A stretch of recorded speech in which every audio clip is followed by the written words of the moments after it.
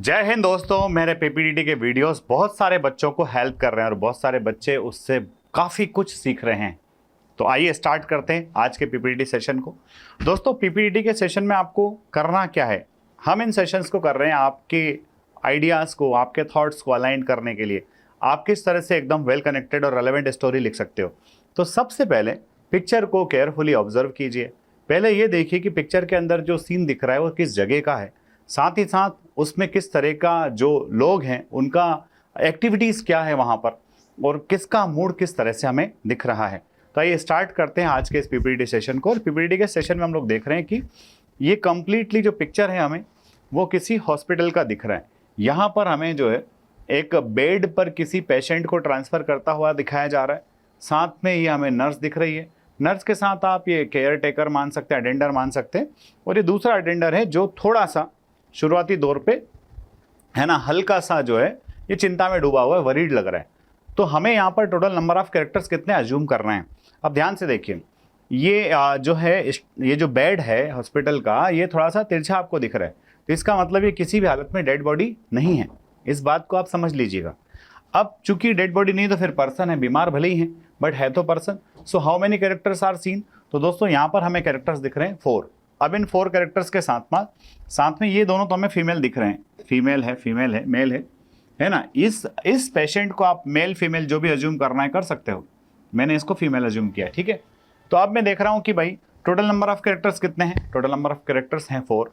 आपका हीरो जो है इसको हमने 25-26 साल के अराउंड मान लिया कि हीरो जो है इसकी एज 25 ईयर्स है। अगर गर्ल इस पिक्चर को देख करके अपनी स्टोरी लिखेगी तो वो इस गर्ल को अपनी हीरो बना सकती है, ठीक है। और मूड जो है तो ऑलरेडी पेशेंट है, बीमार है, तो हो सकता है वो पॉजिटिव मूड में तो ज़्यादा होगा नहीं, न्यूट्रल मूड में है। ये बंदा जो है ये भी न्यूट्रल मूड में है भाई, है ना, बहुत ज़्यादा रोना धोना नहीं कर रहा है, पर हाँ चिंतित है कि व्हाट टू डू, अब क्या किया जाए, अब कैसे होगा। नर्स अपना काम कर रही है, पॉजिटिव मूड में है। ये भी केयर टेकर भी साथ में वर्किंग करती दिख रही है, तो ये भी पॉजिटिव मूड में है, ठीक है। एक्शन जो लिखोगे स्टोरी का, एक्शन क्या लिखोगे आप लिख सकते हो saving the life of grand mother, saving the life of grandfather. जिनका भी हॉस्पिटल जिनको लेके गए, जनरली हॉस्पिटल लेके जाते हैं तो उनके हेल्थ को ठीक कराने के लिए लेकर के जाते हैं, तो आप इस तरह से लिख सकते हैं। तो आप देखिए मैंने अपनी स्टोरी के अंदर क्या लिखा है।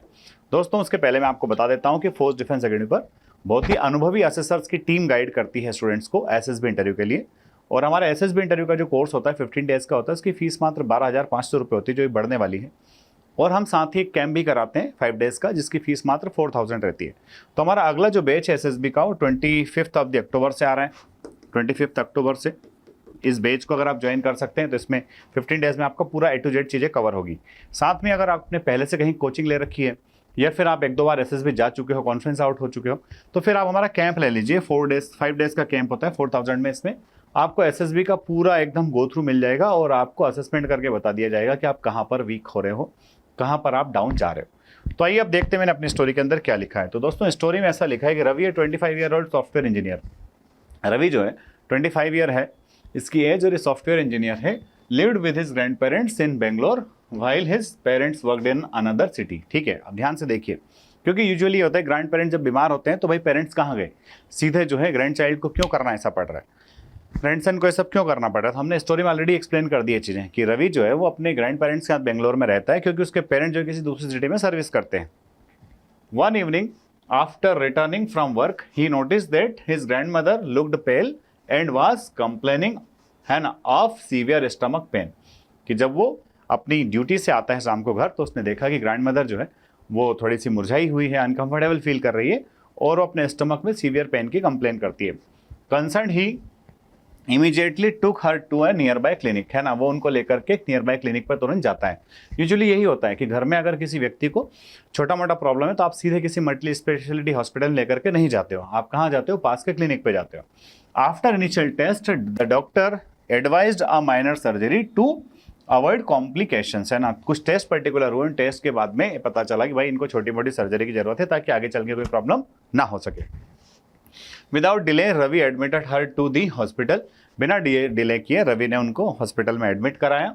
ही used his savings to cover the medical expenses, उसने अपनी सेविंग्स का इस्तेमाल किया किसके लिए, मेडिकल एक्सपेंसेस को कवर करने के लिए। And stayed with her throughout the process, पूरी प्रोसेस के दौरान वो उनके साथ में रहा, ठीक। After a successful surgery his grandmother recovered well, successful surgery हो गई, ग्रैंड मदर रिकवर्ड हो गई अच्छे से। His timely decision ensured her health and strengthened their bond, उसकी टाइमली मदद की वजह से, उसके टाइमली डिसीजन की वजह से माता जी का स्वास्थ्य भी ठीक हो गया और उनका बॉन्ड भी बड़ा स्ट्रांग हुआ।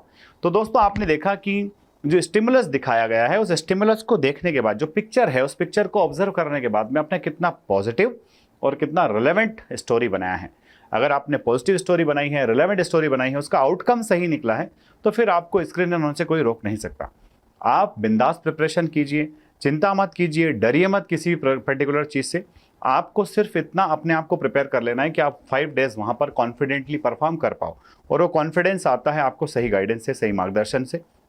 फोर्स डिफेंस अकेडमी पर हम लोग वो सारी चीज़ें कर ही रहे हैं। आप आइए, आपको डेफिनेटली फ़ायदा मिलेगा।